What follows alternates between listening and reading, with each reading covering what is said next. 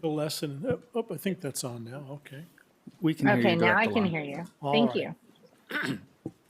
Good afternoon, everyone. Welcome to the, where are we? April 23rd, 2025 meeting of the Fox Canyon Groundwater Management Agency Board of Directors.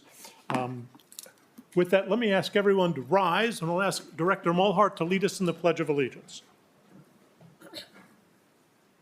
I pledge allegiance to the flag Of the United States of America, and to the republic for which it stands, one nation, under God, indivisible, with liberty and justice for all. Thank you. Roll call, please.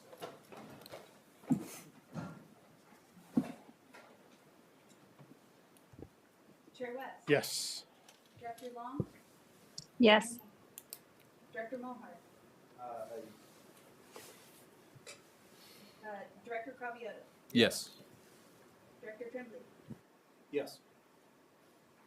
Thank you. Agenda review, any?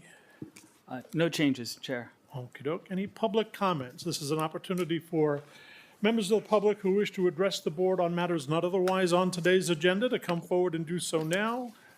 Hearing no voices and seeing no movement, we'll go to the executive officer's comments. I have no additional comments other than what's been included in the agenda package. Thank you. Board member comments. Anyone on the board? Okay, with that, we'll move then to the consent agenda. It's items 18 through 17 inclusive. Unless someone has a question or a comment or wishes to remove an item, the chair will entertain a motion to approve the consent agenda. Motion to approve. A second? And we need a roll call. Chair West. Yes. Director Long. Yes. Director Mohart. Aye. Director Tremblay. Yes. Director Cravioto. Yes. Great, thank you. Moving on to the primary agenda, item number 18. I guess this is mine. This is a fun one. Not a lot of agenda items that come before this board are a lot of fun, but this one is. 1867, the first commercial crop ever produced in Ventura County was produced by the antecedents of our honoree. And for the last 167 years, one family in particular, and particularly all of the tentacles that have extended from that family, have pretty much dominated the landscape of agriculture in Ventura County. And we're honoring one of the members of that family today. Our honoree started, I think, on the board of directors of the Farm Bureau back in 2000 and spent quite a number of years there, served as treasurer for several years, and then joined this board as a director in 2004, and for 20 years was the ag representative on this board and continues to be the alternate representative for ag on this board now. In that 20 years, a huge number of significant accomplishments that I guess owe their accomplishment to the steady counsel and advice from our honoree. In fact, when I first joined this board, the first call I made, the first person I sat down with is the person that's receiving this award today, and he was then and continues even to now to be a steady voice, a reasonable voice, a calm voice, even when it's an angry voice, that provides sound guidance and serve this community and this board exceptionally well. With that, it's my pleasure to announce that the honoree of the 2025 John Flynn Groundwater Stewardship Award is David Borchard. David?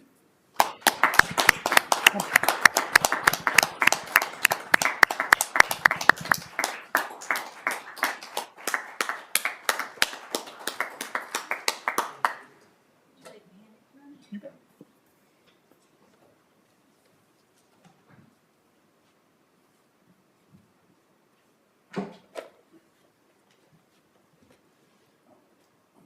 I promised everyone a short meeting, but I'll still offer you the microphone if you'd like. Very nice, thank you very much.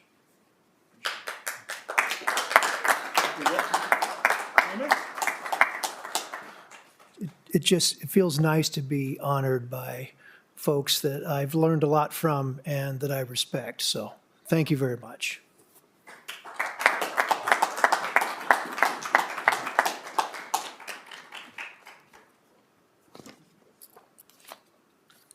All right, moving on then to item number 19 on the agenda. Make any comments, Mr. Chair? Oh, I'm sorry, you're right. I'd be happy to. Any comments from the, first, let me invite comments from the public. Any comments from the members of the public on, John, please.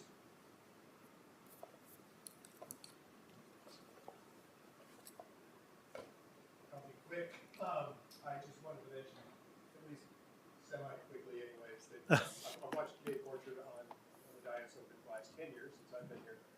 And myself and other United staff have really appreciated not only some of the qualities you mentioned, Chair West, like his calmness, his respect for others, but we also really respected and appreciated his out-of-the-box thinking, his great ideas, and he gets out in the community. We see him at a lot of events, and I think that's really important for your board and members to get out and do, and we've really appreciated his efforts in that regard. Thank you. Thank you, John. Anyone else? With that, let me turn to the board. Questions, comments from the board? You want to go first? Go ahead. The family goes last, I'm sorry. Oh, okay. How's that? Am I on? Yes. Okay. When you become an elected official, you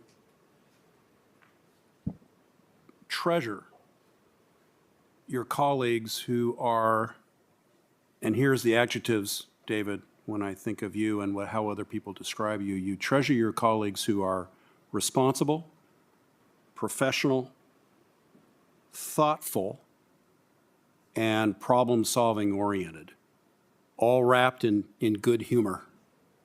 And I think you're one of the best board members or public entity boards that I've had the pleasure of serving on. So it's been a privilege to serve with you. It's an added bonus that I get to see you at church sometimes too, your family. But I want to thank you very, very much. And your devotion to this board and to these issues have just been exemplary. So this is such a well-deserved honor for you. And I'm going to stop now because I wasn't as succinct as you were a few minutes ago. Anyway, congratulations. Lynn? So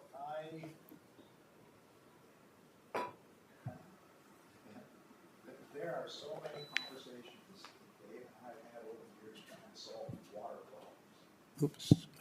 Okay. There's been so many conversations over the years where Dave and I have tried to solve water problems, and you think you hit the home run, and then another problem comes up. It's been an ongoing exercise in trying to do what's right for the constituency, and it is not easy. And over that time frame, it is important that you have seasoned, reasonable, logical, thoughtful comments, and Dave has met all of those. And there are days we did not agree. They were not many, but there are days. That's the nature of the beast. And Gene talks about, he sat next to, Dave has sat in that side over there since I was chairman of the agency years ago, and between us sat Gene. So Gene acted as a buffer, and between the two of them, it was a real exercise to lead a meeting and keep it under control. I'm being facetious. Anyway, one of the little subtle things that I don't think most people realize, it became kind of a comical thing. I would walk in, or Dave would walk in, and we'd look at each other and say, "Hi, cuz." And we go, "Hi, cuz," because we are cousins, because my grandmother was John Borchard's youngest daughter. So we're married to the Borchard side of the family and the Friedrich side of the family. So in my time at United and my time on this board, I've relied on a whole bunch of people. And some of them were key people to help advise me on what I was doing right and tell me when I was doing something wrong. And I could always depend on Dave to give me that counsel. And he was not shy when he thought I was wrong or didn't agree with my logic, and it forced me to think about it. And for that, I thank you, because I think that's the mark of a healthy board. And we don't get it right all the times. And when we determine that we got it wrong, we try to fix it. And I think that's the nature of how we should operate. So thank you for the pleasure of sitting next to you, listening to you. And it doesn't change the fact going forward, we're still cuz. Michael?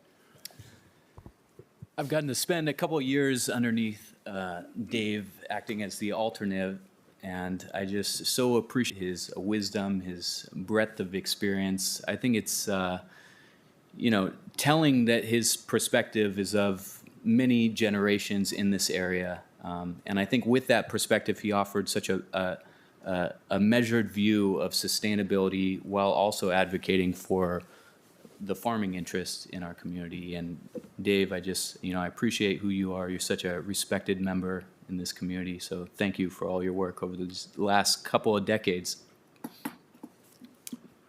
All right, thank you, Dave. And this is not a farewell. We expect you back here at the May meeting, and again, thank you for all your service and your friendship. It's been a pleasure. All right, we were planning on recessing to closed session, but we've only got 2 more items on the primary agenda before we do that. They both should be fairly short, so with everyone's indulgence, we'll just plow ahead on to item number 19. And item number 19, again, falls to me this time to propose Resolution 2025-02, honoring Arnie Eric Anselm for his exceptional service during his tenure as an employee here of the agency, no more significant than in this last year, where he was thrown into the role of interim executive officer.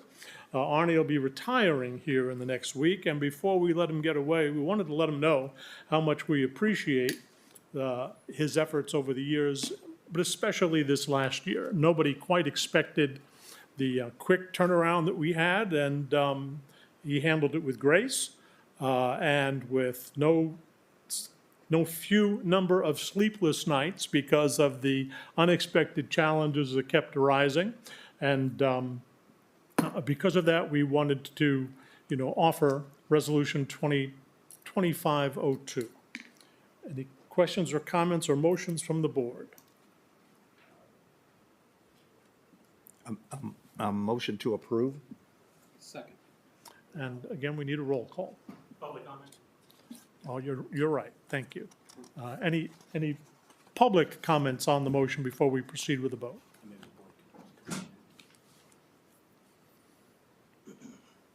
Thank you, Bert. Thank you, Chair. Thank you very much. As an alternate to the board and having sat in the board for a few years, I would like to thank Mr. Ansel for his work.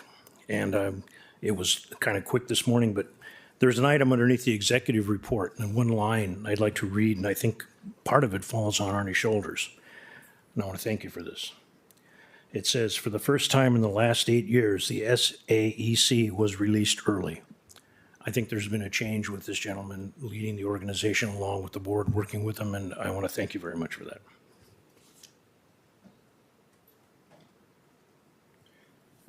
So again, before we take John's going to speak. I'm sorry. Go ahead.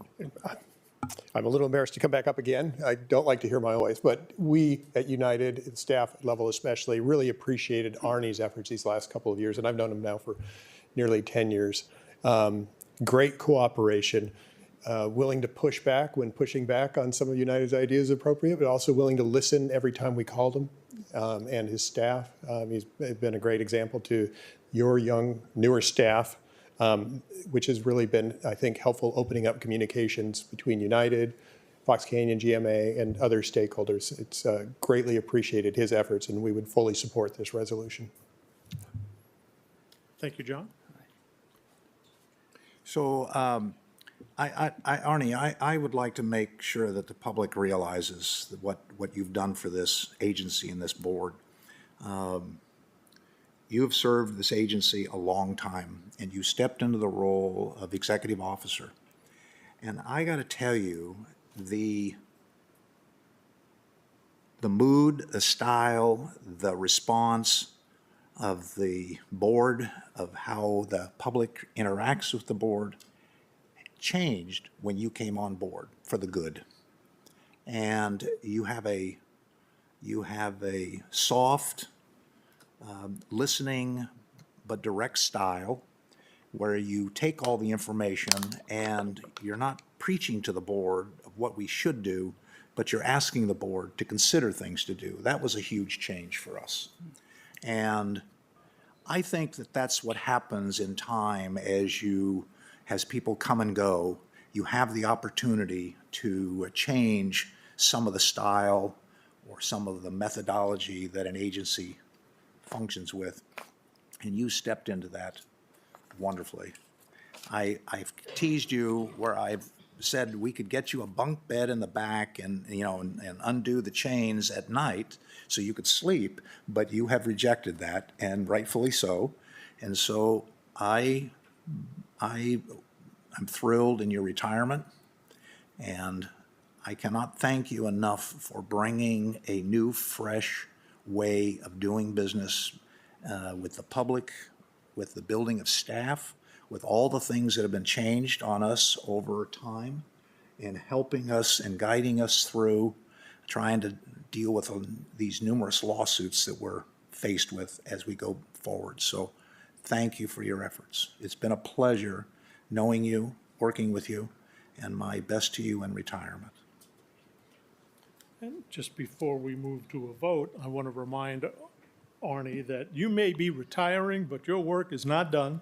The Board of Supervisors, if they haven't yet, will soon be taking up a proposal to bring you back on a as-needed basis. And I think on behalf of the board, we would like to weigh in and encourage the Board of Supervisors that indeed to approve that request. And as far as needed, there's a great deal of need, and we'd like to see you back. With that, then, we need to call for a roll call on approval of Resolution 2025-02. Do we get to make any more comments? I thought, had you not? I'm sorry, did I leave you out? I just seconded a motion. Can I say a few? Okay, if you must. I must. There is an over and under. Are you trying to be I within your know, bet? Is and that it? I'm trying not to get. Arnie, when I was on my way in here, I've always wanted to ask you the question, presuming that you've learned to swim, when you learned to swim, were you thrown into the deep end?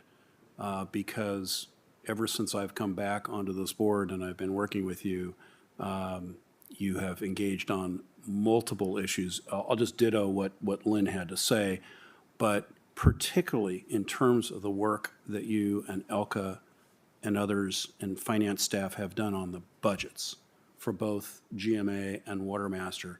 I just look at how far this agency has come. I look how far it's come in terms of morale and responsiveness and transparency. And I think you've done just an outstanding job. So I wish you weren't retiring, but apparently you are going to be coming back in some capacity, and I really welcome that. Thank you. It has been a pleasure to work with you. Thank you so much. All right, I'll yield now. Thank you, Mr. Chair. Any other comments? Well, I guess since Director Tremblay got to, I want to say my piece too.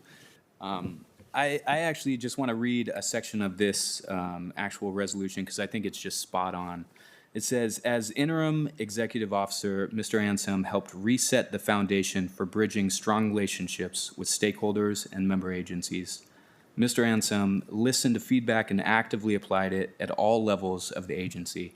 And I just think the last year is absolutely incredible, all that has been done with you at the helm. So thank you, Arnie. Thank you. Thank you. Anything further? Yeah, I would like to say thank you as well.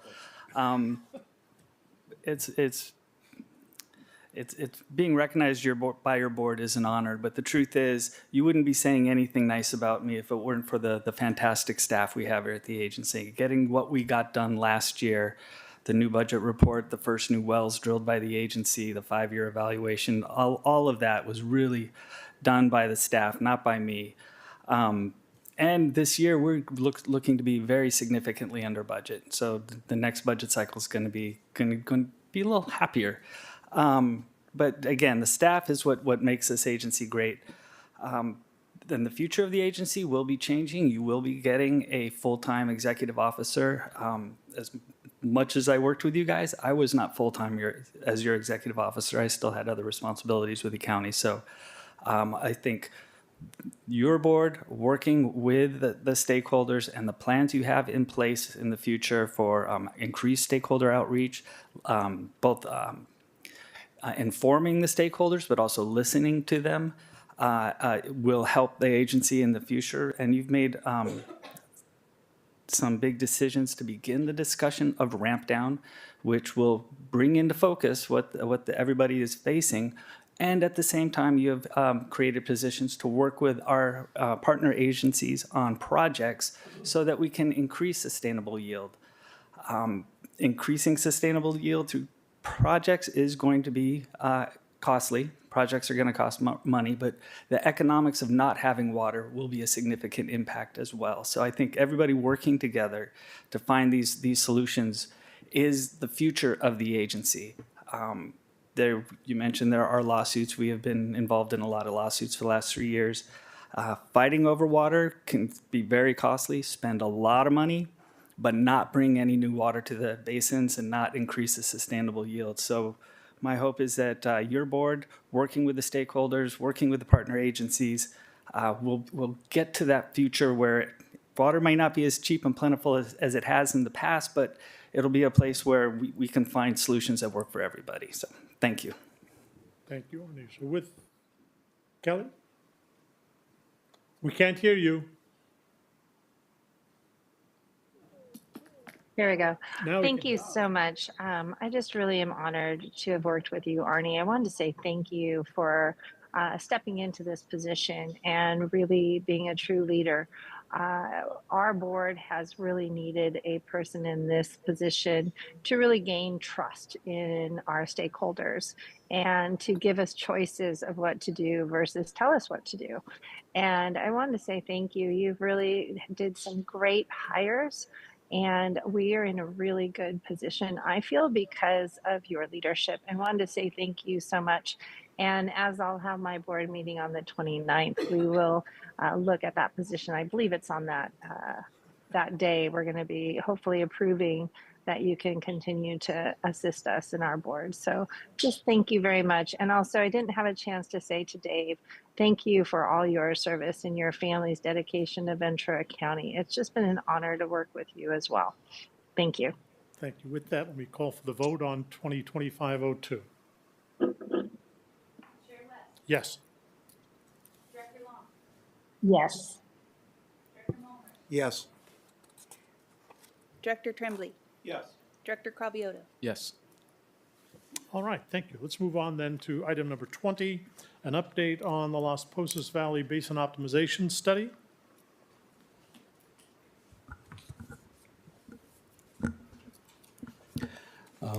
So I'll make this quick, but just wanted to say staff will surely miss Arnie. So for the record, I'm Dr. Farai Kaseke, and I'm here to present item 20 on your agenda packet, which is the update on the Las Posas Valley Basin Optimization Yield Study. So as a bit of background, the Las Posas Valley adjudication judgment requires that Watermaster prepare a basin optimization yield study, and this study will basically help bring the basin into sustainable management. The study determines the operating yield and ramp down rate for each water year through water year 2039 such that the sustainable yield and operating yield are the same by 2040. The study is also used to determine each water right holder's annual allocation, which is basically the amount of groundwater each water holder can extract in a given year. So the judgment basically envisions that the study would have been completed by January 29 of 2025. That's in Exhibit A. But in December 2024, staff sent out a memo to the PAC and TAC informing them for consultation, informing them that the January 2025 deadline would not be met because of exigent circumstances. And this basically prevented us from getting to that point. And what happened is we then provided alternative schedule on the assumption that United would be able to do modeling for the worst lesbosis management area. And that basically pushed that schedule to December of 2025. We brought this update to your board at the January 22nd, 2025 meeting. And with that, we made a request that you support the extension of initial operating yield of 40,000 acre feet, given that by the time this study would have been completed, the water year would have started. On April, your board then also gave direction to staff and DUDAC to basically come up with a preferred alternative in the event that United is not able to perform this modeling. And this takes us to this point, which is the update on where we are with that. And so we have submitted that to the PAC and TAC for consultation.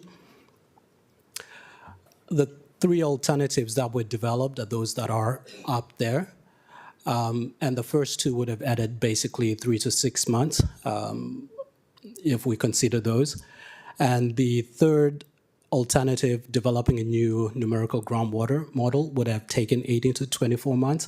And so we removed that, and we came up with another method that we could then use instead. And so this is the preferred alternative, which is estimating of the basin optimization yields using the United Water Conservation periodic evaluation model files to run new scenarios.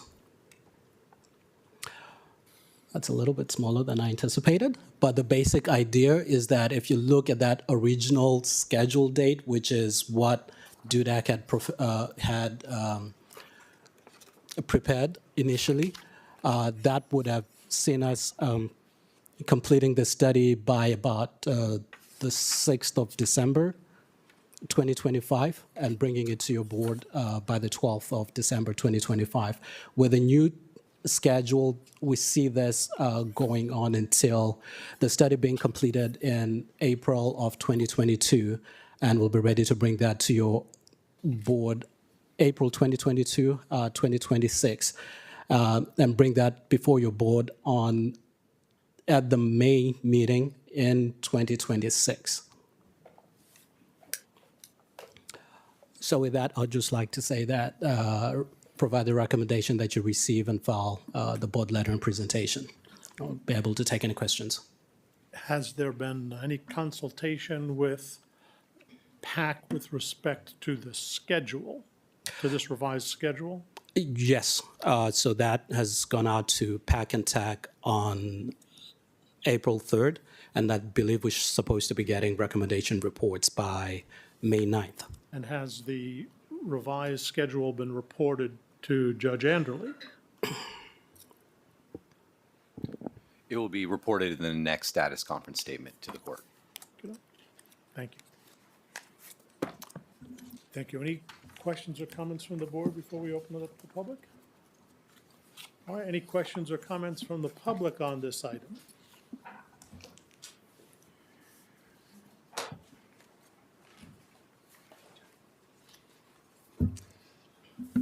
Good afternoon, Chair West, members of the board. My name is Ian Pritchard. I am here in my role as Chair of the Policy Advisory Committee.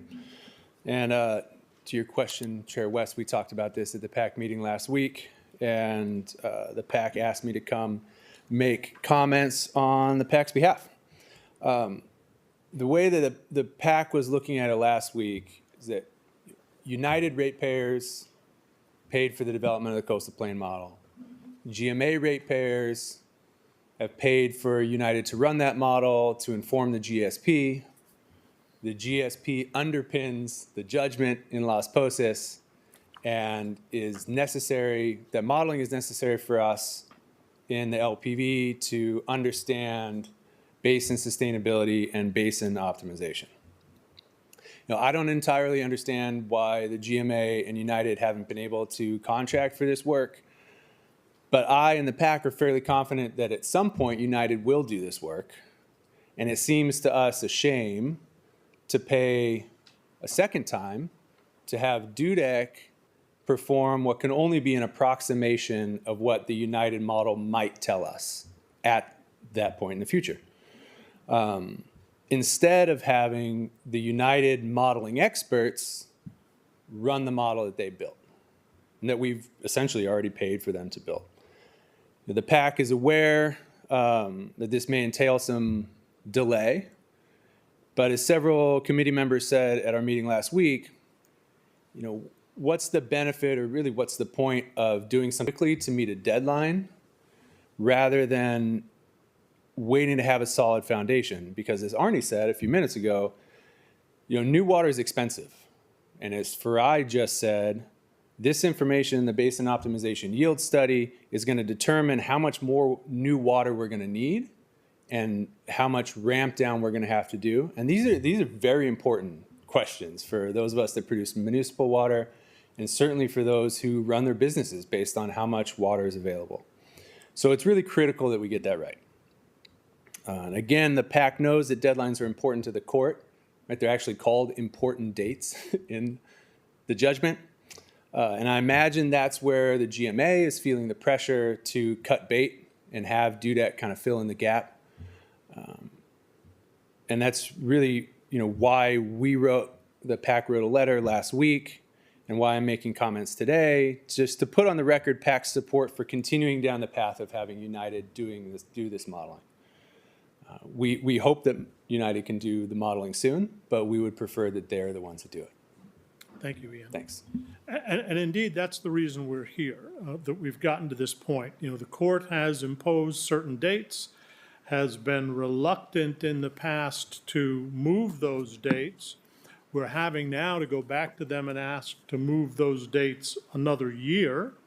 And we're not entirely sure what the response is likely to be from this judge. And as a consequence, we need a plan to accommodate whatever the court order is. My preference is the same as yours. We would love to have United sign the contract and do the work. But thus far, unless something's changed in the last few weeks, the contract has not been signed, and we haven't even been able to get a firm commitment out of United concerning when the work would be done.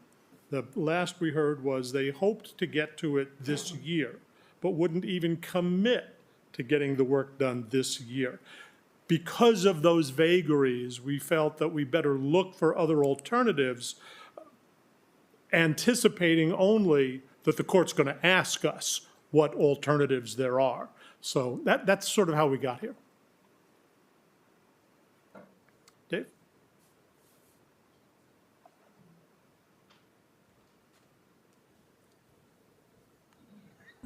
I haven't disappeared yet.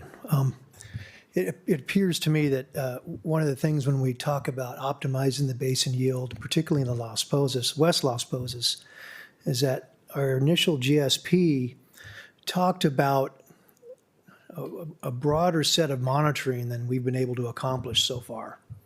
And I think that's really important that we get that underway and get it in place. Wells that we had listed as monitoring wells, in fact, we don't even have the data from. I think we even have, I could be wrong, but I believe we have less information now than we had when we started. We have a wide variety of wells in the Las Posas, particularly at that barrier, that region around Mesa School, where we think that water from the forebay is flowing into the Las Posas. We need to find out when that happens and how it happens and at what levels. And we can't do that without monitoring and learning what we have. And we can't come up with a good basin optimization yield until we know what those things are. I would suggest that that's part of this process. Thank you, Dave. Can I make a comment? By all means. Thank you. I really do appreciate the TAC coming today and talking to us.